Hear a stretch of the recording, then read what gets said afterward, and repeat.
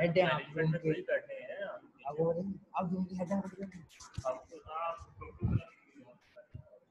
वो मैं प्रमोशन करते कभी आपको। अस्सलाम वालेकुम स्टूडेंट्स, उम्मीद है कि आप लोग खैरियत से होंगे।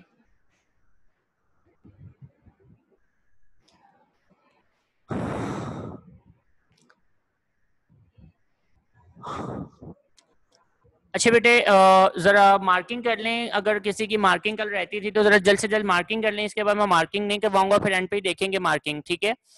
अगर आप लोगों को इसका क्वेश्चन आता है कि व्हाट इज लंग कैंसर, तो लंग कैंसर की हेडिंग में आपने यहाँ तक लिखना है लंग कैंसर की हेडिंग में आपने बेटा ये मेंशन करना होगा। ये जो आप हाईलाइट होता हुआ देख रहे हैं, ठीक है, ये वर्डिंग सारी आप लोग मार्क कर लें। ये लंग कैंसर की हेडिंग में आएगी। और शॉर्ट क्वेश्चन अगर आता है कि व्हाट इज लंग कैंसर, तो आपने ये लंग कैंसर की हेडिंग में यहाँ तक मेंशन करना है। और शॉर्ट में इसके साथ आप या तो इसके सिम्टम्स लिख दें, वो बेहतर है, क्योंकि आगे इसकी तमाम हेडिंग्स थोड़ा सा लेंथी हो जाएंगी। ये जो नेक्स्ट आप लोग देख रहे हैं, ठीक है, इस पे आप लोग हेडिंग दे दें सिम्टम्स। ये इसके सिम्टम्स हैं। बासित बेटा अभी वेट करो, मैं अभी आपका क्वेश्चन सुनता हूँ, ठीक है। तो यहाँ पे आप हेडिंग दे दें सिम्टम्स। ये इसके सिम्टम्स हैं।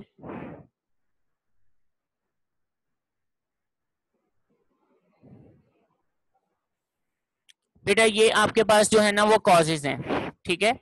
आपको मैंने कहा था इन कॉजेज में 3 पॉइंट्स बना लीजिएगा। ये एक पहला पॉइंट बनेगा कॉजेज की हेडिंग में, दूसरा पॉइंट ये बनेगा कॉजेज की हेडिंग में, और इसके बाद नेक्स्ट पॉइंट ये बनेगा कॉजेज की हेडिंग के अंदर।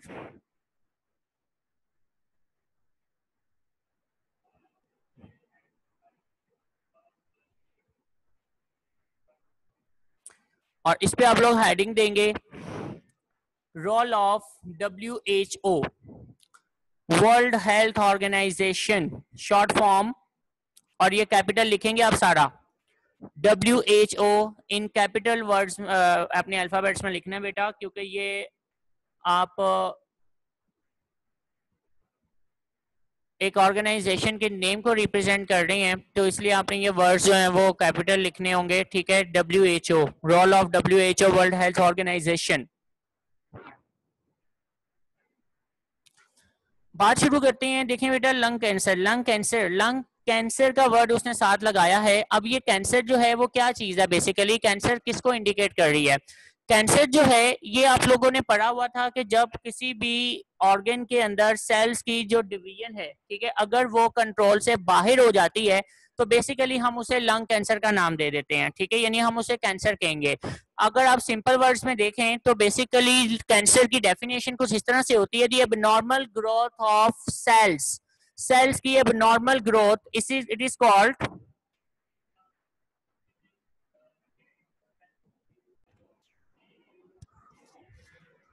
अब देखिए बेटा, लंग कैंसर में बता रहा था कि कैंसर बेसिकली क्या होता है कि it is abnormal growth of the cells. जब सेल्स की एबनॉर्मल ग्रोथ होती है तो हम इसे बेसिकली कैंसर का नाम देते हैं, ठीक है।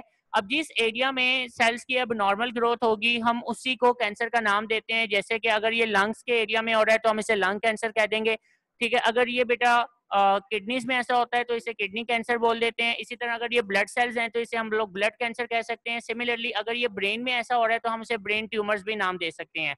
तो इट डिपेंड्स अपॉन कि ये बॉडी के किस हिस्से में हो रहा है। चूंकि आप लंग कैंसर पढ़ रहे हैं तो इसलिए डेफिनेशन में उसने कहा है कि lung cancer is a disease of uncontrolled cell division in the tissues of the lungs, के लंग्स के टिश्यूज में जो सेल्स हैं उनकी अनकंट्रोल्ड डिवीजन शुरू हो जाती है।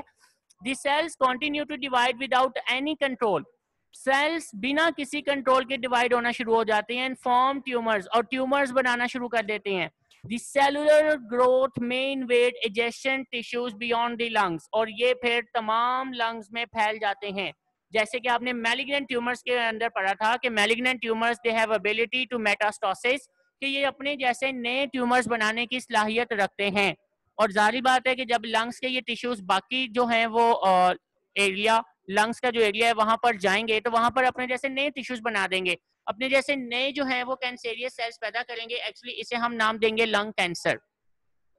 अब इसकी सिम्टम्स क्या होती हैं बेटा, इसकी बेसिकली जो सिम्टम्स है ना वो है शॉर्टनेस ऑफ ब्रेथ, सांस लेने में तंगी बहुत होती है पेशेंट को, coughing including coughing of blood, इसको खांसी आती है और खांसी में साथ साथ जो है वो ब्लड आना शुरू हो जाता है, ठीक है, यानी कफिंग होती है और कफिंग में ब्लड आना शुरू हो जाता है, एंड वेट लॉस, और उसकी बॉडी का वेट लॉस, ठीक है, ये भी इसमें शामिल है, यानी कि साथ साथ उसकी बॉडी का वेट लॉस होना शुरू हो जाता है। So these are the symptoms of lung cancer, ये लंग कैंसर की सिम्टम्स हैं। अब इसकी मेन रीजंस क्या हैं हमारे पास, इसकी मेन कॉजेज क्या हैं, ठीक है, मैं आपको एक दफा बताता चलूं कि आपने इसको अटेम्प्ट कैसे करना होगा। तो I am going to share a new screen with you.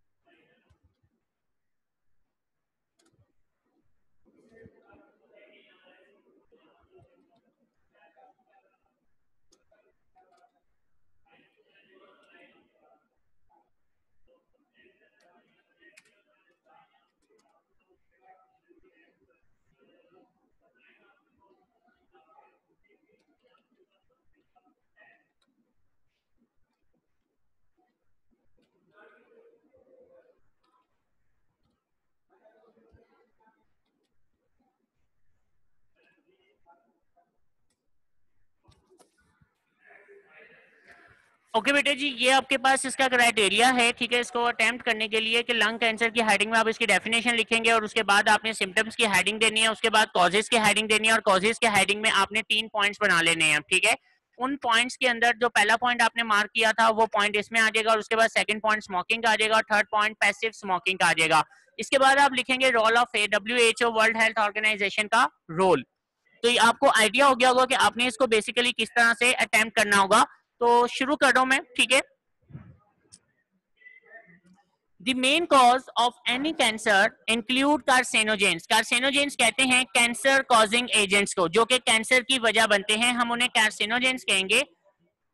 Such as those in cigarette smoke, जो सिगरेट स्मोक के अंदर मिलते हैं। आयोनाइजिंग रेडिएशन, जैसे कि अगर आप एक्सरेज करवाते हैं तो एक्सरेज के अंदर जो रेडिएशन होती हैं वो आपके बॉडी के टिश्यूज को डैमेज करके क्रॉस कर जाती हैं। समटाइम ऐसा होता है कि वो रेडिएशन जो है ना वो आपके टिश्यूज को आयोनाइज कर देती हैं, जिससे उनकी ग्रोथ जो है वो कंट्रोल से बाहर होना शुरू हो जाती है, और इट में रिजल्ट इन ट्यूमर्स, ये ट्यूमर्स बनाना शुरू कर दे। एंड अ वायरल इन्फेक्शन, और वायरल इन्फेक्शन भी हो सकता है कि वायरस जो है वो बेसिकली इसको प्रोड्यूस कर सकता है, ठीक है। तो viral infection is also a cause of lung cancer. तो these are the main 3 reasons: cigarette smoke, ionizing radiations and viral infections. तो these are 3 major causes. Ali भाई, अली भाई,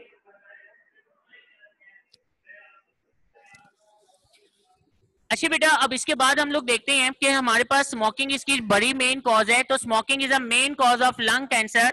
the risk of lung cancer is significant in load in non smokers, यानी कि वो कहता है कि जो नॉन स्मोकर्स हैं उनमें लंग कैंसर जो होता है ना उसका रिस्क बहुत कम होता है, उसका चांस बहुत कम होता है।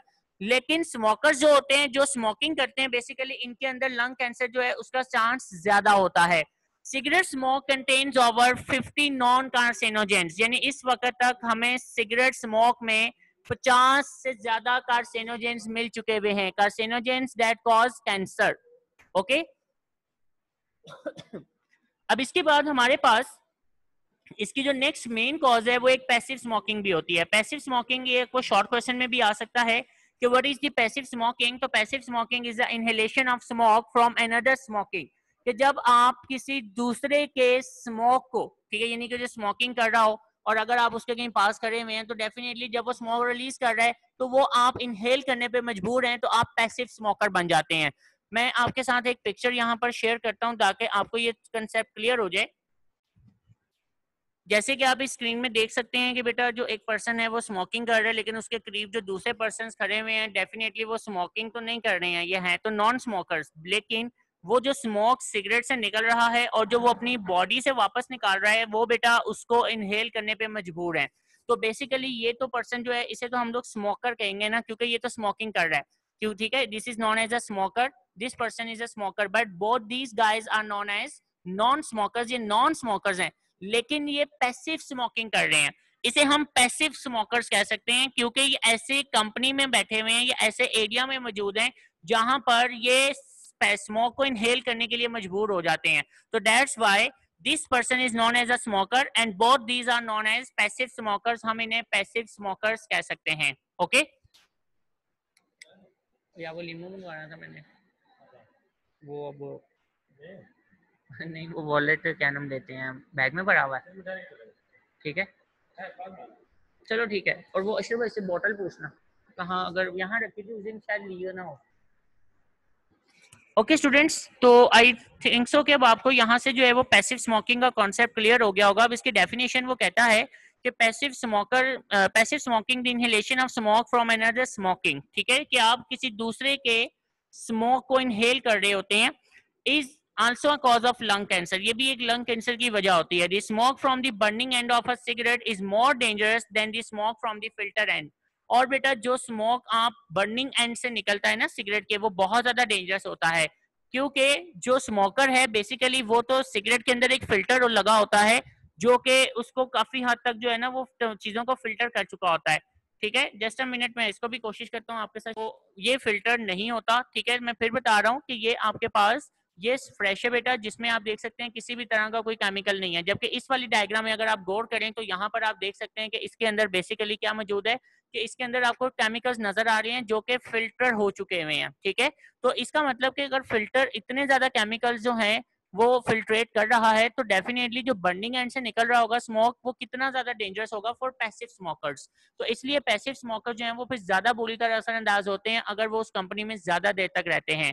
और ये मैं फिर आपको बताता चलूं कि ये बेटा कंप्लीट जो है वो सिगरेट की एक डायग्राम दी हुई है जिसके अंदर उसने शो किया हुआ है कि this is a filter and this is a filtration zone. अब मैं आपकी बुक के ऊपर वापस आता हूँ। ठीक है, तो बुक के ऊपर आप देख सकते हैं कि वो कहते हैं smoke from the burning end of a cigarette is more dangerous than the smoke from the filter and. ठीक है, कि ये जो बर्निंग एंड से निकलने वाला स्मोक है ये ज्यादा डेंजरस होता है फ्रॉम फिल्टर एंड। अगर आपको शॉर्ट क्वेश्चन में आया व्हाट इज पैसिव स्मोकर या व्हाट इज पैसिव स्मोकिंग, तो आपने इस पैराग्राफ को लिखना होगा। ठीक है, और ये बोर्ड में शॉर्ट क्वेश्चन में आया भी हुआ है कि व्हाट इज पैसिव स्मोकिंग। अब आगे बात करते हैं what is the role of WHO के वर्ल्ड हेल्थ ऑर्गेनाइजेशन ने क्या रोल किया है।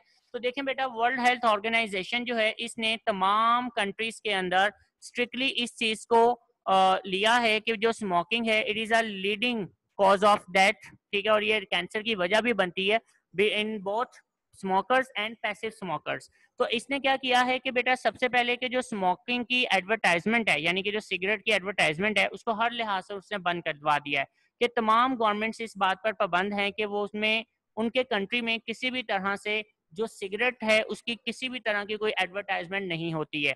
इसीलिए आप देख सकते हैं कि जो भी आज आपके पास इतनी ढेरों कमर्शियल्स आ रही होती हैं ऑन टेलीविजन, ठीक है, ऑन जो है वो आपके पास सोशल मीडिया, फेसबुक, इन चीज़ों पे काफ़ी ज़्यादा जो एडवर्टाइजमेंट्स आती हैं, बट सिगरेट की कोई एडवर्टाइजमेंट नहीं की जा रही क्योंकि वर्ल्ड हेल्थ ऑर्गेनाइजेशन ने इस चीज़ पर बैन लगाया हुआ है कि कोई भी कंट्री या गवर्नमेंट इस चीज़ को कभी भी एडवर्टाइज नहीं करेगी ताकि जो यंग जनरेशन है वो इसकी तरफ ज़्यादा अट्रैक्ट ना हो सके। तो eliminating tobacco smoking is a primary goal in the prevention of lung cancer. The World Health Organization has called for governments to stop tobacco advertising to prevent young people for taking up smoking. जी बेटा, यहाँ तक कोई question है किसी का? अब मैं अब आपको अस्थमा करवा देता हूँ। ठीक है, क्योंकि वो हमारा टॉपिक रह गया हुआ था, उसकी मार्किंग जो है वो मैं आपको एक दफा दोबारा से समझा रहा हूँ। ठीक है, जिनकी मार्किंग रहती है वो एक नजर देख लें। बेसिकली आप लोगों ने मार्किंग जो है वो यहाँ तक करनी है, ये आप अस्थमा की हेडिंग के अंदर लिखेंगे। ठीक है, जो आप लोग हाईलाइट होता हुआ देख रहे हैं ये आप अस्थमा की हेडिंग में लिखेंगे बेटा। और इसके बाद आपने ये जो है वो आपने हेडिंग देनी है कॉजेज की। ये जो एरिया आप हाईलाइट होता हुआ देख रहे हैं इस पे आप हेडिंग देंगे कॉजेज ऑफ अस्थमा। इसके बाद ये जो नेक्स्ट पैराग्राफ आप देख रहे हैं, ठीक है, ये आप हेडिंग देंगे सिम्टम्स के अंदर, सिम्टम्स ऑफ अस्थमा। ये अस्थमा की सिम्टम्स हैं बेटे, it is are symptoms of asthma, ये अस्थमा की सिम्टम्स होंगी। इसके बाद बात करते हैं, ये जो आप देख रहे हैं ये इसका ट्रीटमेंट है। ठीक है, ये जो आप हाईलाइट होता हुआ देख रहे हैं बेसिकली ये इसका ट्रीटमेंट है। This is are treatment of asthma, ये अस्थमा का ट्रीटमेंट होगा।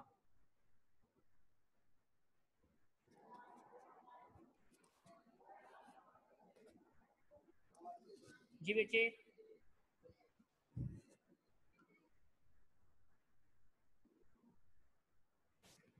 मार्किंग होगी आप लोगों की। अब मैं आप इसको एक्सप्लेन कर देता हूँ। देखें बेटा, अस्थमा अस्थमा जो है ना, it is look like a bronchitis infection. ये ब्रोंकाइटिस की ही तरह आपको नजर आ रहा होता है, जिसमें आप लोग देख सकते हैं कि ये नॉर्मल ब्रोंकाई है, जबकि इस केस में आप देख सकते हैं कि इसकी जो वॉल्स हैं वो अंदर से स्वेल हो चुकी हुई हैं। There is a more mucus production, और इसमें म्यूकस प्रोडक्शन भी ज्यादा हो चुकी हुई है। तो it is same look like a bronchitis infection. ये ब्रोंकाइटिस के इन्फेक्शन की तरह ही आपको नजर आएगा कि भाई ये भी तो ब्रोंकाइटिस है ना, जिसमें ब्रोंकाई और ब्रोंक्यूल्स की जो वॉल्स होती हैं वो बेसिकली क्या हो जाती हैं, वो बेटा अंदर ही अंदर स्वेल कर जाती हैं। इनकी इस स्वेलिंग को हम ब्रोंकाइटिस का नाम देंगे। लेकिन अब अस्थमा जो है ना, ये एक इन्फेक्शन नहीं है बेटा, ये एक एलर्जी है। ये दोनों में बड़ा डिफरेंस है, ठीक है। It is the major difference between bronchitis and asthma, that is asthma is a form of allergy, it is not an infection. ये इन्फेक्शन नहीं है। और ब्रोंकाइटिस किसी भी पर्सन को हो सकता है, लेकिन अस्थमा जो है वो हमें कुछ स्पेसिफिक लोगों के अंदर मिलता है जिन्हें एलर्जी होती है। ये इसलिए हम कहते हैं कि अस्थमा जो है basically it is a form of allergy, ठीक है।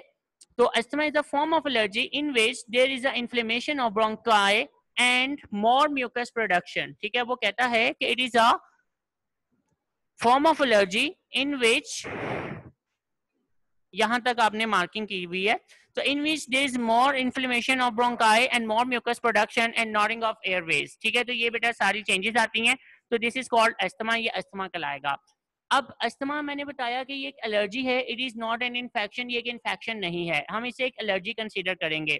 अब इसकी वजह क्या होती है? इसकी वजह ये है कि बेटा जिसे अस्थमा का प्रॉब्लम होता है ना बेटा, जो पेशेंट होगा वो बेसिकली कुछ खास किस्म के एलर्जेंस को लेकर बहुत ही ज्यादा सेंसिटिव होता है। और वो एलर्जेंस यहाँ पर मैं आपको हाईलाइट कर देता हूँ। It may be a dust, dust हो सकती है, स्मोक हो सकता है यानी स्मोकिंग स्मोक, या फिर कोई भी बर्निंग स्मोक हो सकता है, परफ्यूम्स हो सकते हैं बेटा, या फिर पॉलेंस हो सकते हैं, ठीक है। ये वो चंद कॉमन है जो कि देखे गए हैं कि अस्थमा के जो पेशेंट्स हैं इनको चंद ये कॉमन एलर्जेंस हैं, एलर्जेंस दैट कॉज एलर्जी, हम उन्हें एलर्जेंस का नाम देते हैं। तो एलर्जेंस वो हैं जो एलर्जी को प्रोड्यूस करेंगे। अब देखो बेटा, जब एक अस्थमा पेशेंट जो है, जो अस्थमा का पेशेंट है, जब वो किसी ऐसे एरिया में मौजूद है जहां पर डस्ट है, और वो जब सांस के जरिए डस्ट पार्टिकल्स को अपने लंग्स के अंदर ले जाने की कोशिश करता है, और वो लंग्स के अंदर जो डस्ट पार्टिकल्स हैं अगर वो सही से फिल्टर नहीं होते और वो ब्रोंकाई तक पहुंच जाते हैं, तो ब्रोंकाई उसका क्या करेंगे, रिस्पांस देना शुरू कर देंगे। क्या रिस्पांस देंगे कि वो एक्चुअली उनकी जो वॉल्स हैं वो अंदर से स्वेल करना शुरू कर देती हैं। इसी तरह कुछ लोगों को परफ्यूम से एलर्जी होती है, ठीक है। अगर वो परफ्यूम इनहेल कर लेते हैं तो बेटा उनके जो लंग्स हैं वो बेसिकली क्या करते हैं कि वो उसका रिस्पॉन्स देना शुरू कर देते हैं, ब्रोंकाई। इसी तरह कुछ लोग ऐसे होते हैं जिन्हें कुछ फ्लावर से एलर्जी होती है, ठीक है। जब वो किसी फ्लावर को इनहेल करते हैं, उसकी स्मेल को इनहेल करते हैं, तो उनका सांस नॉर्मल नहीं रहता। उसकी वजह ये होती है क्योंकि वो एस्थमेटिक पीपल होते हैं, और वो पॉलेंस, जो जारी बात है जो पॉलेंस हैं वो आपको फ्लावर से मिलेंगे ना, तो जब वो फ्लावर्स की स्मेल को इनहेल करते हैं तो वो पॉलेंस को भी इनहेल कर लेते हैं, ओके। तो उससे क्या होता है कि उसके जो ब्रोंकाई है ना वो फौरी तौर पर स्वेलिंग कर जाते हैं, जो रिस्पॉन्स दे देते हैं, एंड इट बिकम नैरो, ये नैरो हो जाते हैं, there is more mucus production, और म्यूकस प्रोडक्शन भी ज्यादा होना शुरू हो जाती है। तो अब वो कॉजेज में आपसे कहता है कि इन asthma patients, the bronchi and bronchioles become sensitive to different allergens, allergy causing factors, that is dust, smoke, perfumes, pollens, etc. When exposed to any of such allergens, जब इनमें से कोई भी allergens, ठीक है, उसकी बॉडी में चला जाए, तो sensitive airways show immediate and excessive response of constriction. तो बेटा उसके जो एयरवेज हैं, एयरवेज का मतलब ब्रोंकाई और ब्रोंक्यूल्स हैं, वो उसका इमीडिएट रिस्पॉन्स देना शुरू कर देते हैं कंस्ट्रिक्शन का, जिसमें वो कंस्ट्रिक्ट कर जाते हैं, कॉन्ट्रैक्ट कर जाते हैं। In this condition patient feel difficulty in breathing, और इस केस में जो पेशेंट होता है बेसिकली उसे सांस लेने में बहुत ज्यादा प्रॉब्लम फेस करनी पड़ती है, ठीक है, उसको बहुत ज्यादा सांस लेने में तकलीफ होती है। तो दिस इज कॉल्ड अस्थमा, हम इसे अस्थमा का नाम देंगे, ओके बेटा। अब एक बात मैं आपको यहाँ पर क्लियर करता चलूं कि बेटा ये जो अस्थमा है ये एलर्जी है, ये इन्फेक्शन नहीं है। इन्फेक्शन किसी भी बैक्टीरिया या वायरस या फंजाई के ग्रो करने की वजह से होता है, जबकि एलर्जी जो है ना इनके इम्यून सिस्टम में डिस्टर्बेंस की वजह से आती है, ठीक है। कि इम्यून सिस्टम जो होता है ना कुछ चीजों को लेके बहुत सेंसिटिव हो जाता है, जैसे ही वो चीजें उनको बॉडी को मिलती है ना तो उनका इम्यून सिस्टम रिस्पॉन्स देना शुरू कर देगा, ओके बेटा। तो इस लिहाज से वो इन्फेक्शन नहीं होता। सिम्टम्स क्या है इसकी सिम्टम जो है ना वो पेशेंट टू पेशेंट बहुत ज्यादा चेंज हो जाती हैं, लेकिन जो कॉमन सिम्टम्स है वो यहाँ पर लिखी हुई है कि symptoms of asthma vary from person to person. The major symptoms include shortness of breath, okay, specially with exertion और एट नाइट, यानी रात के वक्त जो है, ठीक है, उसको सांस लेने में बहुत ज्यादा तंगी महसूस होती है। जब वो कोई वर्किंग करेगा हार्ड तो उसको मसला होना शुरू हो जाएगा। Wheezing, whistling sound when breathing out, जब वो बेटा सांस बाहर निकालता है तो बहुत ज्यादा गुड़गुड़ाहट की आवाज आती है, विस्लिंग साउंड आती है। Cough and chest tightness, chest tightness का मतलब है कि उसको बहुत ज्यादा घुटन महसूस होगी, ठीक है बेटा, ये इसके सिम्टम्स हैं। अब इसका जो ट्रीटमेंट है, साइंस को अभी तक इसका कोई 100% ट्रीटमेंट नहीं मिल सका। सिर्फ क्या है कि अभी तक कुछ ऐसे केमिकल्स यूज किए जाते हैं कि जब एस्थमेटिक पीपल जो होते हैं ना, जिन्हें दमा का मसला होता है, एस्थमा का प्रॉब्लम होती है, जब उन्हें अटैक आता है तो अटैक आने के बाद वो फौरी तौर पर कुछ केमिकल्स को इनहेल कर लेते हैं। वो केमिकल्स क्या करते हैं बेटा कि वो सिर्फ इसकी ये जो वॉल्स स्वेल कर गई हैं इसको फिर से फैला देते हैं, ठीक है, उसको डायलेट कर देते हैं, और डायलेट करने पर ये वापस फैल जाता है और नॉर्मल हो जाता है, जिससे उसका सांस ठीक हो जाएगा। सिर्फ केमिकल्स इसको नॉर्मल करेंगे। इस इश्यू को खत्म करने के लिए अभी तक कोई प्रॉपर ट्रीटमेंट नहीं मिल सका। तो इसका ट्रीटमेंट वो क्या कहता है, the chemicals with ability to dilate bronchi and bronchioles are used in the treatment of asthma. Such medicine is given in the form of inhalers. आपने देखा होगा कि जो अस्थमा पीपल होते हैं उनके पास एक छोटा सा इनहेलर होता है, पंप होता है, जब कभी इन्हें अटैक आता है तो वो फौरी तौर पर उसको इनहेल कर लेते हैं। तो this is the treatment of asthma. Now any question?